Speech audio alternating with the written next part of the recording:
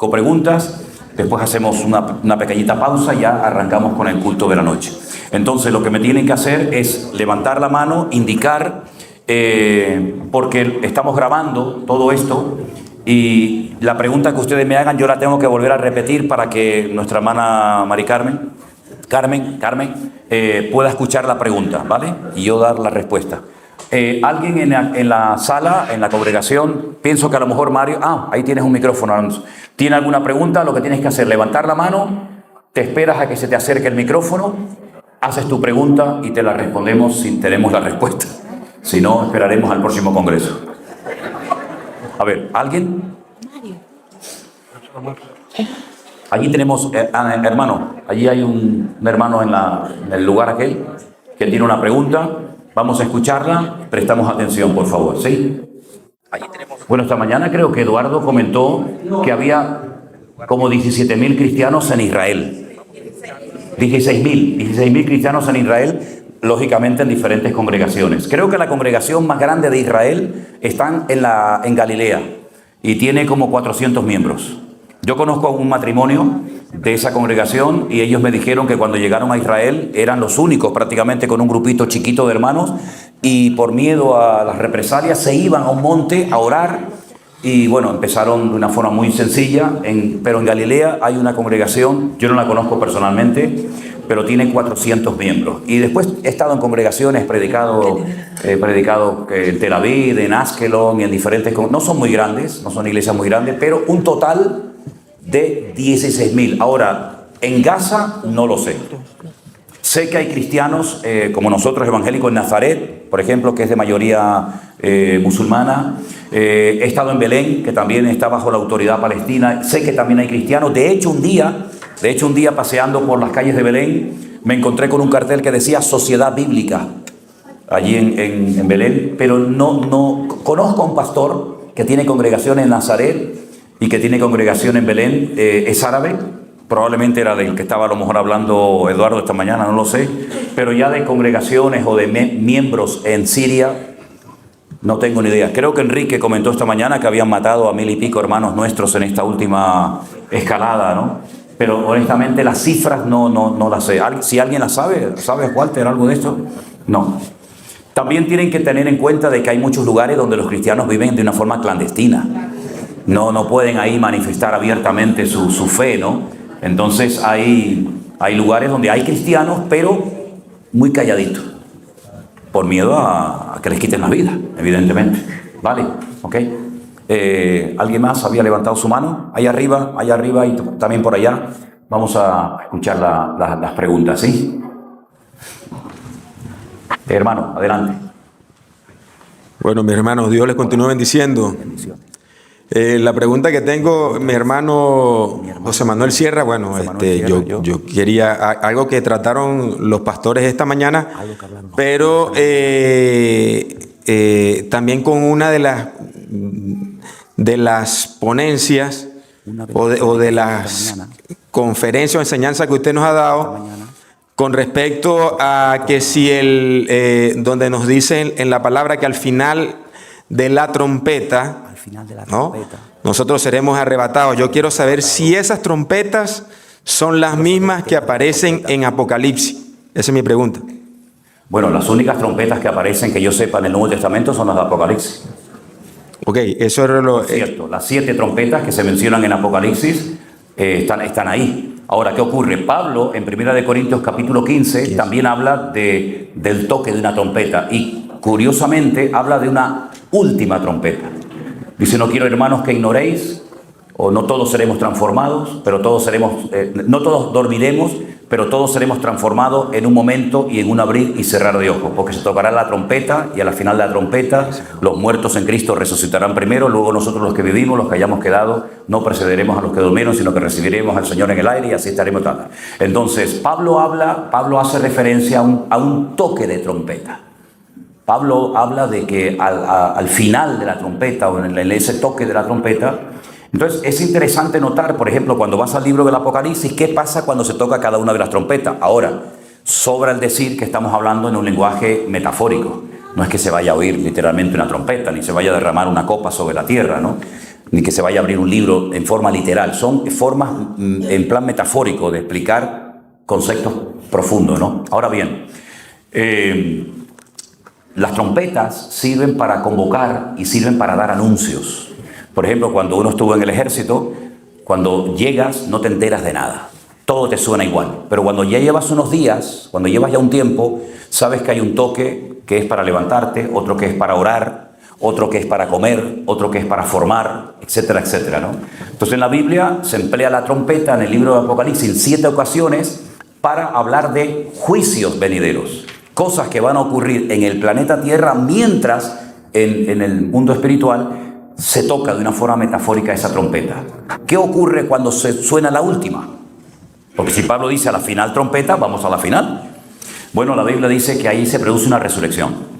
Se produce una resurrección de dos predicadores que no podemos identificarlos. La Biblia lo llama los dos testigos y aparecen también haciendo referencia a estos dos personajes en el libro de Zacarías y también, por supuesto, en el Apocalipsis, que son personas que van a estar predicando durante un periodo de 3 años y medio, sobre todo en Jerusalén, en Israel, y que al final de ese periodo son muertos. No se entierra, lo cual es lo peor que se puede hacer en esa cultura a una persona que ha fallecido. Dese cuenta que, por ejemplo, Israel ha estado dispuesta y está dispuesta a soltar a centenares y a miles de terroristas por un cadáver.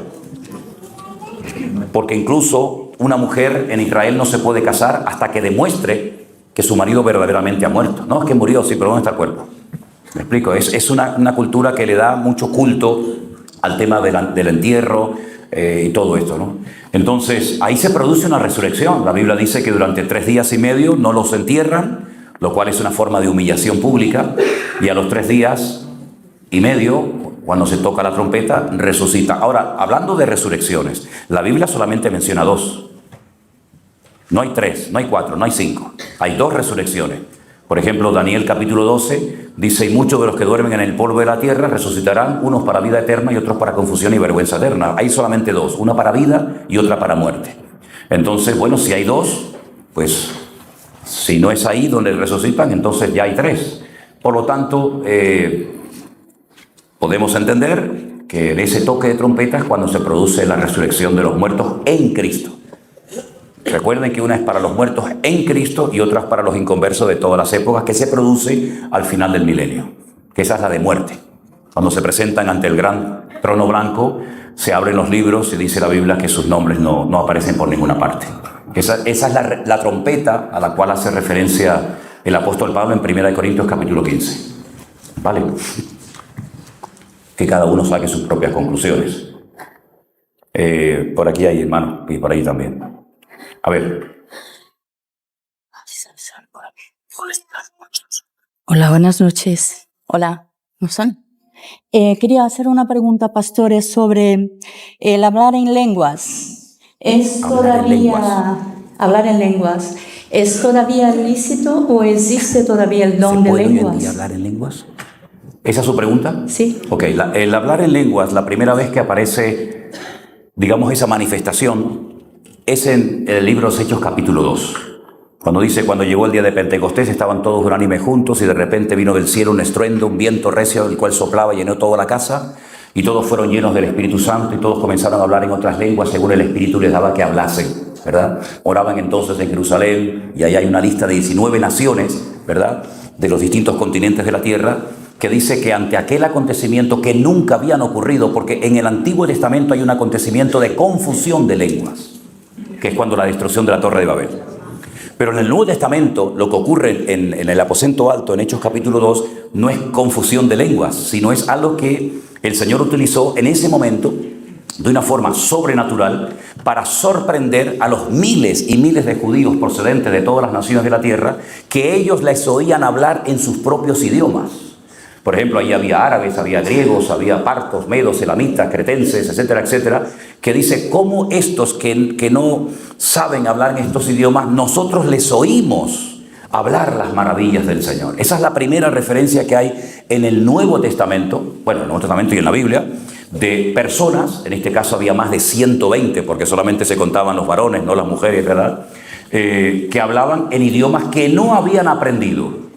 Y resulta que tiempo más tarde, cuando el apóstol Pablo, que fue un instrumento del Señor tremendo para darle forma a la iglesia, a la doctrina, a la teología, a nuestras creencias, resulta que él menciona en 2 lugares diferentes, escritos por él, Romanos capítulo 12 y también 1 Corintios capítulo 12, una serie de listas de lo que se conocen como los carismas, ¿sí? Dones, herramientas del Espíritu Santo.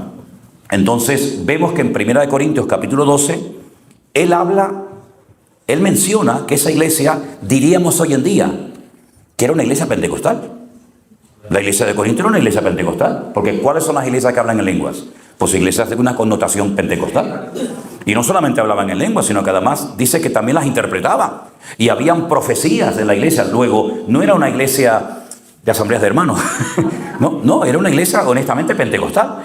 Y creo que también podríamos decir que la iglesia primitiva, por lo menos un tiempo, fue una iglesia pentecostal, porque también hablaron en lenguas. Lo que quiero decir con todo esto es que ese es uno de los dones que se menciona, por ejemplo, en 1 Corintios capítulo 12, que son 9 dones clasificados en 3 grupos diferentes. Ahora bien, nosotros creemos, por supuesto, a lo mejor no en todas las denominaciones o en todas las iglesias opinan lo mismo o creen lo mismo. Nosotros creemos que todos los dones del Espíritu Santo están en pleno vigor.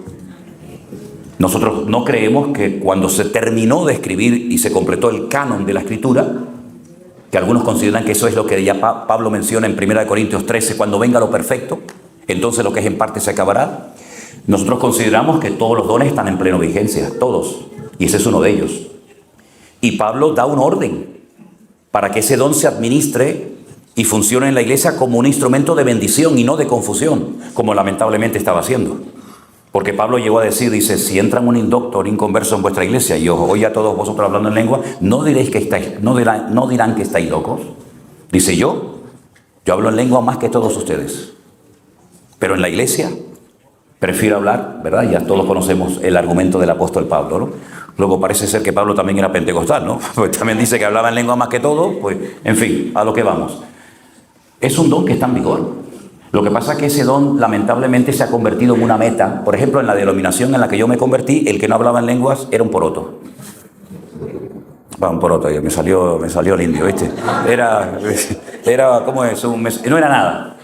No era nada. De hecho, me acuerdo perfectamente, en el puerto de Veracruz se hizo una vez una asamblea donde se dijo, y se escribió en el acta, que el pastor que no hablara en lenguas no podía ser pastor, no podía ser ordenado como pastor. Era un requisito indispensable dentro de esa denominación. Y recuerdo perfectamente que se hacían actividades como esta, campamentos, retiros, eventos, cuya finalidad era fundamentalmente que todos terminaran hablando en lenguas.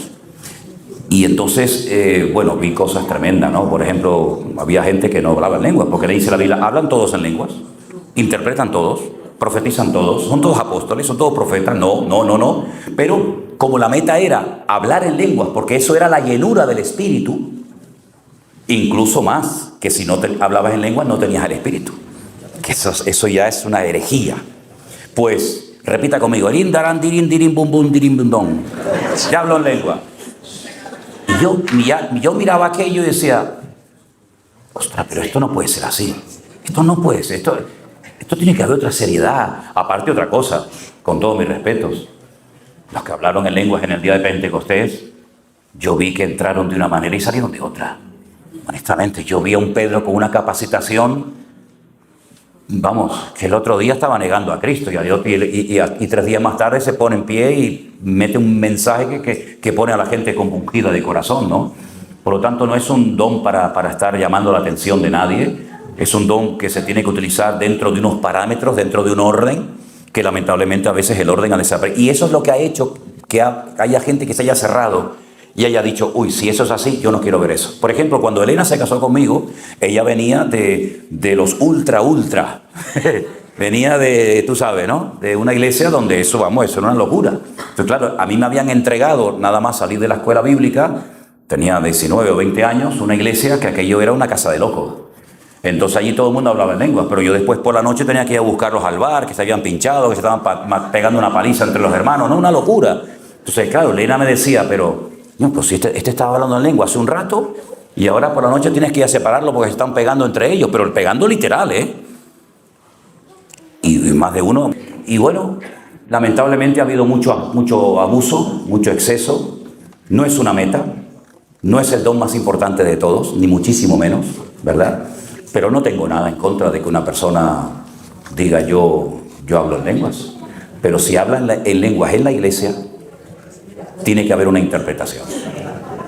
Y no todos juntos, sino 3 a lo máximo, y esperen por turno y otro interprete. Y si no hay intérprete, mejor que te calles y hables para sí. Eso es lo que dice la palabra.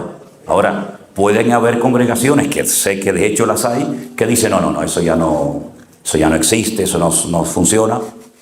Bueno, hay muchas cosas que a lo mejor usted no ha visto, lo cual no significa que no existan, ¿verdad? Pero están ahí.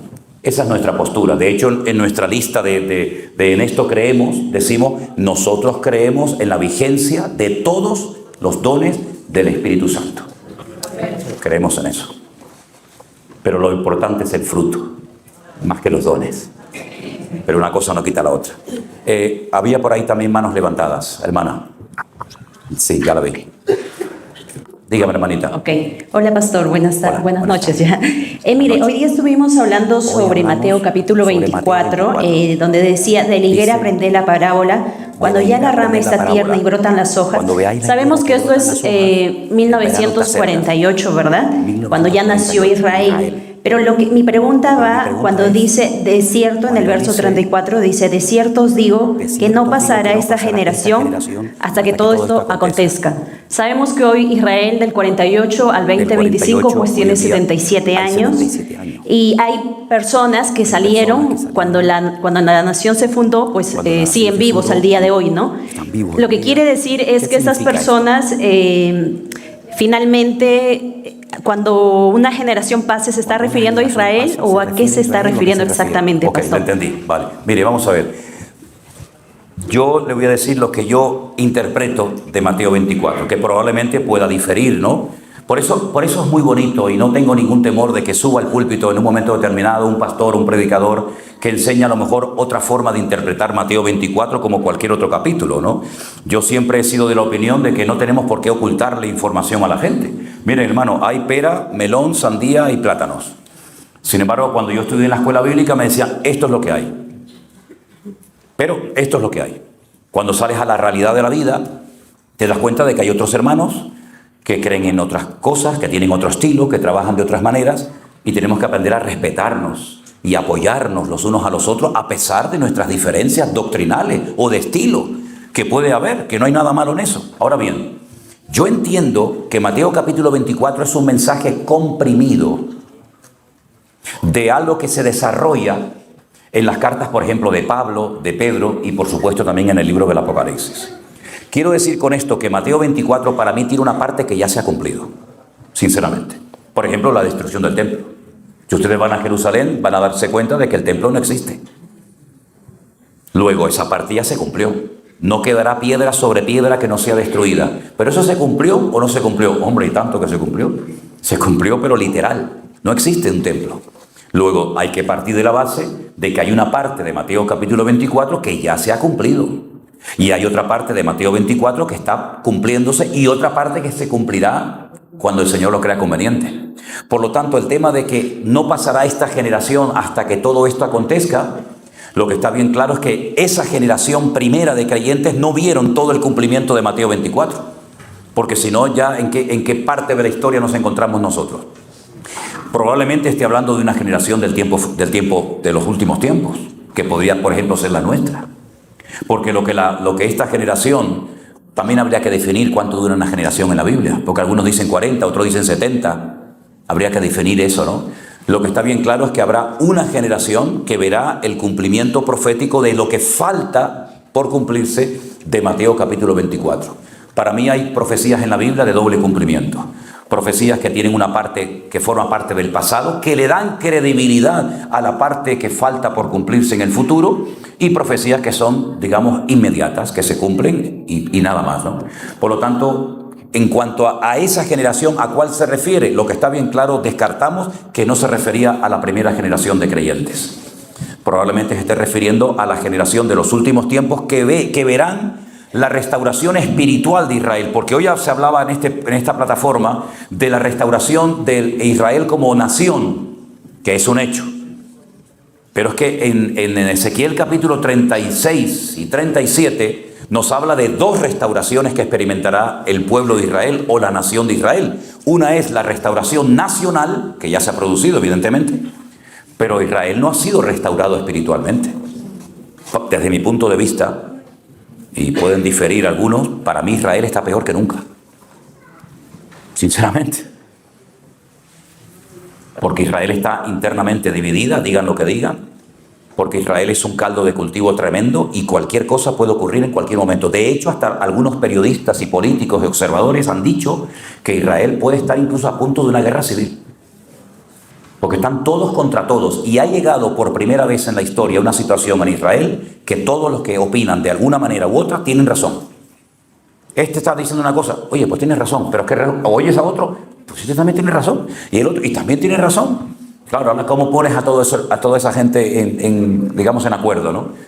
Por lo tanto, yo creo que hay muchas cosas de Mateo 24 que veremos, si no nosotros, los que vengan detrás de nosotros.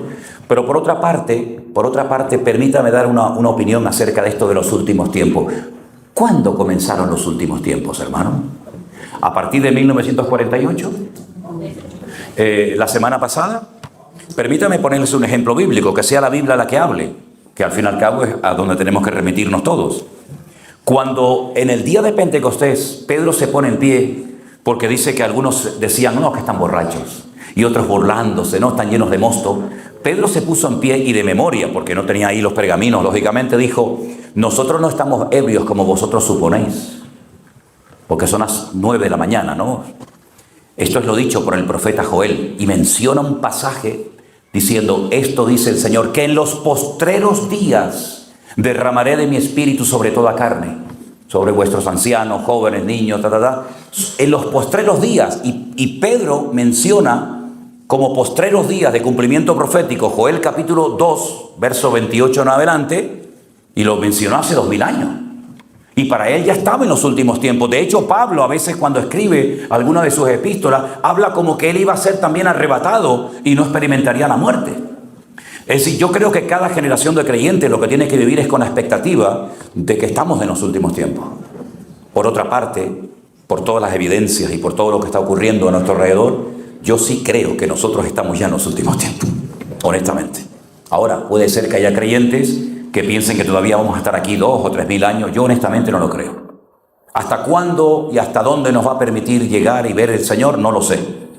Pero lo que está bien claro es que nosotros hemos visto en estos últimos 10, 15 o 20 años cosas que durante siglos y siglos nuestros hermanos en la fe no vieron. Y eso es algo muy significativo. ¿No le parece? 2 o 3 preguntas más. La hermanita llevaba ya un ratito con su mano levantada y se le va a calambrar, así que, como dice Irma, se le va a endormir el brazo. Se le va a endormir. Una expresión muy canaria. Tengo endormido el brazo.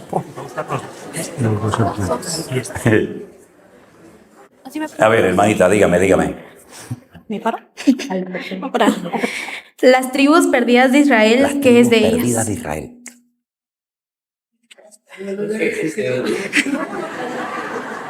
¿Qué es las tribus de Israel? Aquí no están, ¿Qué pasó con las tribus perdidas de Israel? Bueno, fueron atacadas aproximadamente como unos 140 y tantos años antes de la destrucción de Jerusalén y de ser llevados cautivos a Babilonia por Nabucodonosor. No aprendieron la lección. Ustedes saben que Israel tuvo, el primer rey fue Saúl, segundo, David, el tercero, el cuarto, el quinto, hasta ahí llegaron. Yo te los digo todos si quieres, ¿eh?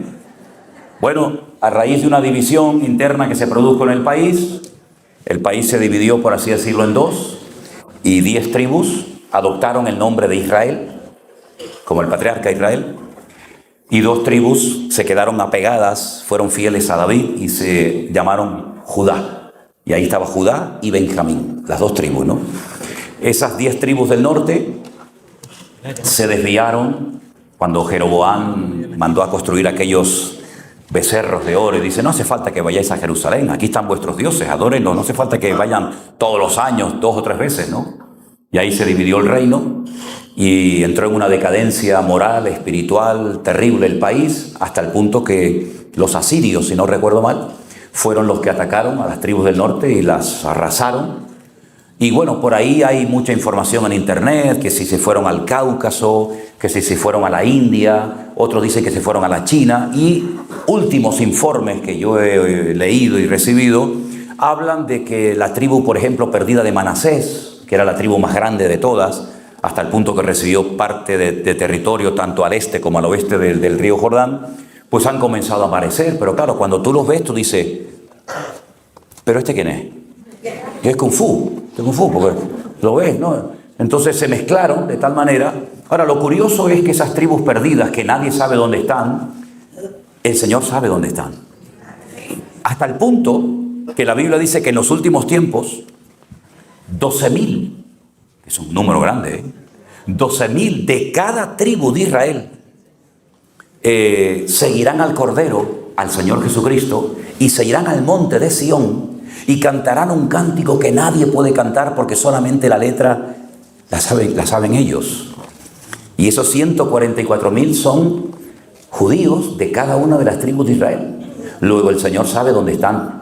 Yo creo que muchos de ellos están vivos, pero no saben que van a ser parte de esa guardia privada, ¿no?, del Señor Jesucristo. Las otras tribus sí se saben porque volvieron 70 años después del cautiverio en Babilonia, con Esdras, Nehemías y Zorobabel, pero de las tribus del norte nadie te puede dar con exactitud información de dónde se encuentran, pero que aparecerán, porque una de las señales cuando venga el Mesías es que reunirá a todas las tribus de Israel. Por eso los judíos, uno de los argumentos que esgrimen en contra de nosotros los cristianos es que Jesús no fue el verdadero Mesías, porque no fue capaz de aglutinar, no fue capaz de traer a las 12 tribus de Israel, que eso ocurrirá en la segunda venida, no en la primera venida. ¿Vale? Una preguntita más, ¿os parece? Dos, venga, va, hermana, dígame. Allí hay... ¿vale? Aquí hay una hermanita. ¿Dónde está el del micrófono? Ah, ahí arriba. Así. Vale. Vale. Dígame. Pastor, Dios lo bendiga. Dios te bendiga. En Éxodo 4:25, donde dice que entonces Séfora tomó un pedernal afilado y cortó el prepucio de su hijo y lo echó a sus pies diciendo, a la verdad tú me eres un esposo de sangre. Mi pregunta es, ¿a qué se refería Séfora cuando le decía a Moisés que era esposo de sangre? Ok, mira, la circuncisión que se lleva a cabo en el pueblo de Israel a los 8 días, que es cuando está el nivel de coagulación más alto, también la celebran los árabes cuando el niño tiene, si no recuerdo mal, 12 o 13 años, ¿verdad? Porque a ellos les gusta derramar sangre. La sangre les activa. En todo lugar donde hay derramamiento de sangre siempre hay algún demonio, salvo en el pacto de la circuncisión. Es increíble, ¿no? Para formar parte del pueblo de Israel y demostrar que formabas parte de ese pueblo, el varón llevaba en su cuerpo una marca que era la famosa circuncisión. El que no se quería circuncidar tenía que ser cortado del pueblo. Cortado significa eliminado.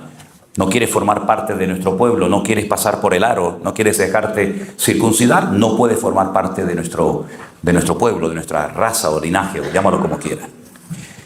El hijo de Moisés, no sabemos el motivo, porque Moisés sabía que había que hacer eso. El hijo de Moisés, por el motivo que no sabemos, no estaba circuncidado. Pero ya el padre había recibido un llamamiento. Había estado 40 años en el desierto y el Señor lo llama a través de aquella zarza que ardía y no se consumía. Tienes que volver a Egipto, sacar al pueblo, traérmelo aquí, etcétera, etcétera. Y él iba a ir a Egipto como libertador del pueblo de Israel, pero no estaba viviendo en el hogar. Es decir, en su vida privada, no estaba poniendo en práctica el pacto que ya había arrancado desde los tiempos de Abraham y que se sigue celebrando hasta el día de hoy. Por consiguiente, el Señor lo frenó, porque dice incluso que Jehová, Dios, salió en el camino para matarlo. Y la esposa, que sabía el motivo por el cual Dios salió y le paró los pies a Moisés, se atreve a circuncidar a su hijo. Y dice que el prepucio se lo tiró diciendo, tú eres un esposo de sangre, así que por poco mi hijo pierde la vida. La sangre es la vida en la Biblia. La pregunta es, ¿quién se iba a dar cuenta en Egipto que el hijo del pastor no estaba circuncidado? Nadie lo sabía. Pero lo que el hombre no ve, Dios lo conoce. Y Dios no va a permitir que en público seas una cosa y en privado seas otra. Porque los ojos del Señor recorren toda la tierra. Por lo tanto, el Señor le dice, primeramente comienza a poner en práctica el pacto en tu casa y después vas a Egipto a sacar a mi pueblo. ¿Vale? ¿Te quedó respondida la pregunta? A ver, había una hermana, 12, y ya nos vamos, ¿sí? Bueno, nos vamos, no, que no sé. Sí. Si alguien se queda dormido, no pasa nada, no pasa nada, créame. No, de verdad, yo me he quedado dormido, pero solamente le voy a pedir un favor, no ronque. No, pero ¿saben por qué? Porque va a despertar a que está al lado. Entonces, duerma tranquilo, en paz, me acostaré y así mismo dormiré. Porque solo tú, Señor, me hace vivir confiado. Pero no ronque, por favor, porque nos despierta a los demás. Mi papá decía que lo más maleducado del mundo es el sueño. Cuando uno tiene sueño ya puede estar el rey de España delante que te quedas pajarito. Que duerma, no se preocupe. Si quiere levantar los pies, apoyarse en el coso del marido, pues no pasa nada. Hermana, dele. Buenas tardes. Buenas tardes, hermana. Yo lo que quiero preguntar es en relación a la cremación. La cremación. Porque mi primer esposo fue cremado. Mi primer marido fue... yo he pedido ser cremada. ¿Usted qué? Y ser cremada. ¿Usted quiere que la quemen? Creme. Que la cremen o que me la quemen. Cuando yo fallezca. ¿Usted quiere bueno, le prendemos fuego, no hay problema. No. Es lo que yo he pedido y también hace poco falleció mi suegro. Sí. Y también lo quemaron. Y mi esposo actual. ¿Ustedes son valencianos por casualidad o algo? No, porque les gusta mucho el fuego a los valencianos. Pero lo que pasa es que he escuchado que eso es malo. Más sin embargo, yo leyendo la palabra en Apocalipsis 20. 13 dice, el mar entregó los muertos que había en él. También la muerte y el infierno entregaron los muertos que había en ellos. Y a cada uno fue juzgado según lo que había hecho. La muerte y el infierno. La muerte entregó a los muertos. Hasta ahí me quedo. Claro, pero usted cree que a una señora, a una persona que lo tiraron al mar y ha estado ahí 3.000 años, ¿hay alguna diferencia entre ese y otro que lo quemaron? No. ¿Qué quedó del que tiraron al agua? ¿Se lo comieron los peces? Por eso es que yo digo que o sea, decir que cremar a alguien o que es malo, para mí eso es como limitar el poderío de nuestro Dios. Limitar a Dios. ¿Limitar a Dios? No, para decir eso es como escuche, limitar. yo no he entendido la pregunta. Yo no he entendido. Toma asiento, Okay. Yo no he entendido. Mire, hermana, ¿usted es de la iglesia nuestra virtual o de la iglesia nuestra? No. No. Bueno, entonces usted lo que tiene que hablar es con su pastor para que cuando se muera, pues le hagan lo que usted haya escrito en su última voluntad. Si usted quiere que la quemen, que la quemen. Si quiere que la entierren, la entierran. Ahora bien, usted me pregunta si es bueno o es malo. Mire, imagínese que usted se muere en alta mar y la tiran al agua. Después de 4 días ahí no queda nada, hermana. No queda nada. Ahora, si usted me pregunta bíblicamente, eso no se hacía. Eso era una falta de respeto al cadáver, al difunto. De hecho, era una forma de humillar a la persona quemándolo y no enterrándolo, que también hay algunos casos en la Biblia, como por ejemplo, me parece que fue con los huesos de Saúl y de Jonatán y todo esto. Ahora, eso ya entra dentro de su conciencia, hermana. Si usted quiere que la quemen, pues no sé, pues se le quema. Y sí. ¿El problema cuál es el problema? ¿Que después no la van a encontrar?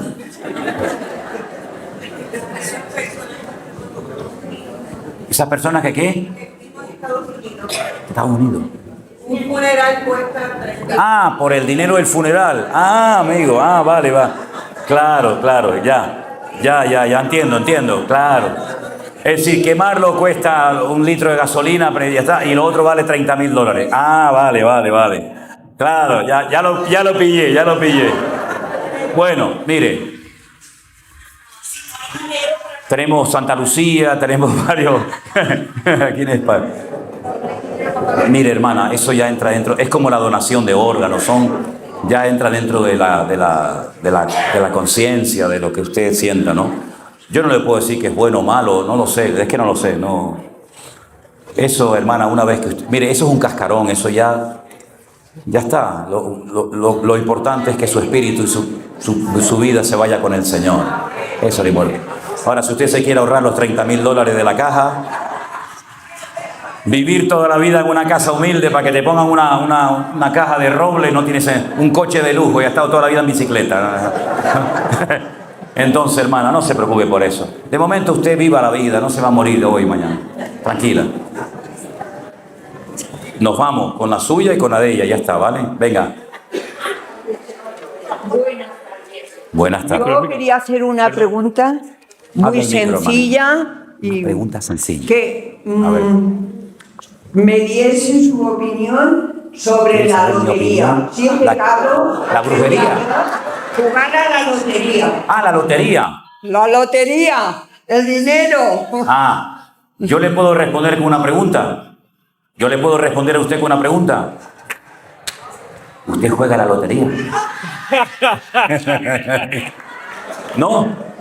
Pues ya está. Para mí, que sí que le parece. Bueno, usted no juega a la lotería. Mire, hoy estaba yo nunca le he pedido dinero, gracias a Dios, a nadie. Nunca. No, no, claro que no. Dice, no, digo, no. No me creo que. No. No le he pedido dinero a nadie. Walter, échame una mano, por favor.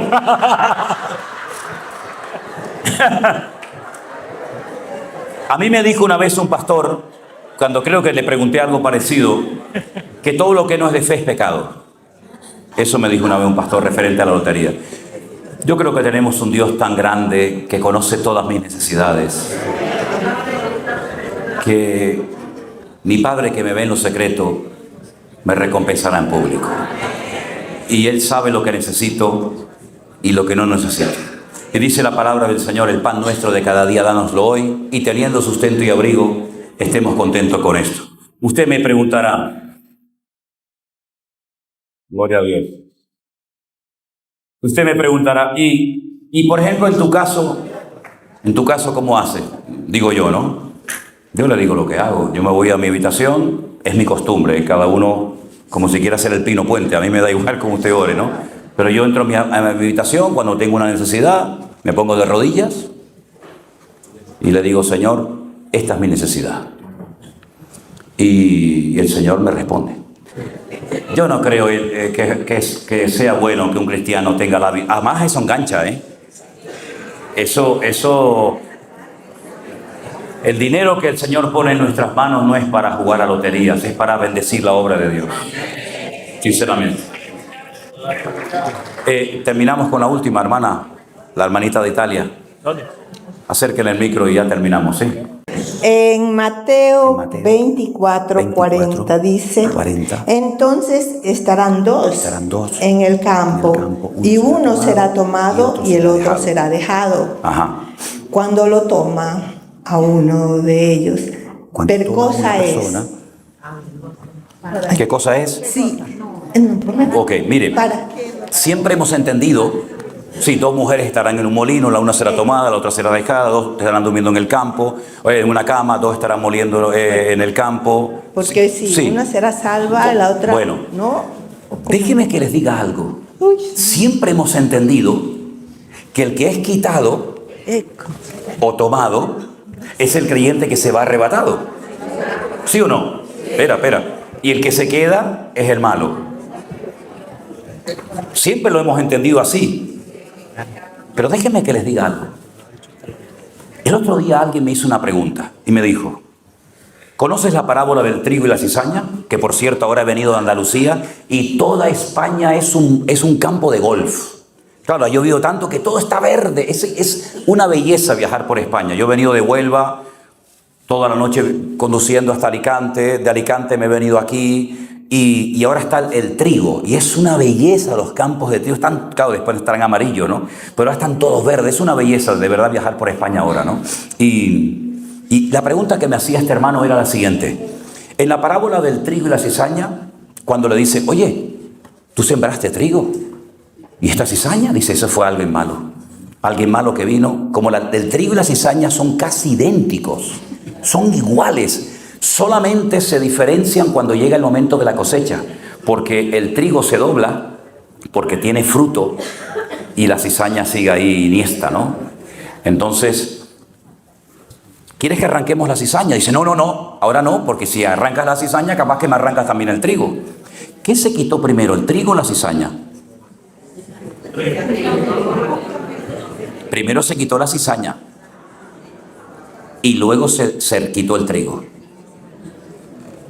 Y ahí habla de lo que el Señor va a hacer en los últimos tiempos, que a uno los quita y los echa al fuego y a otros, ¿verdad? ¿Y no será al revés? Que el Señor al que quita es el malo y al que deja es el bueno para que entre a disfrutar del milenio con el Señor. Lo dejo ahí. Lo dejo ahí. Lo dejo ahí. Porque lo curioso es que los que murieron en el diluvio, los que fueron quitados, fueron los malos, y el que quedó fue el bueno, que fue Noé.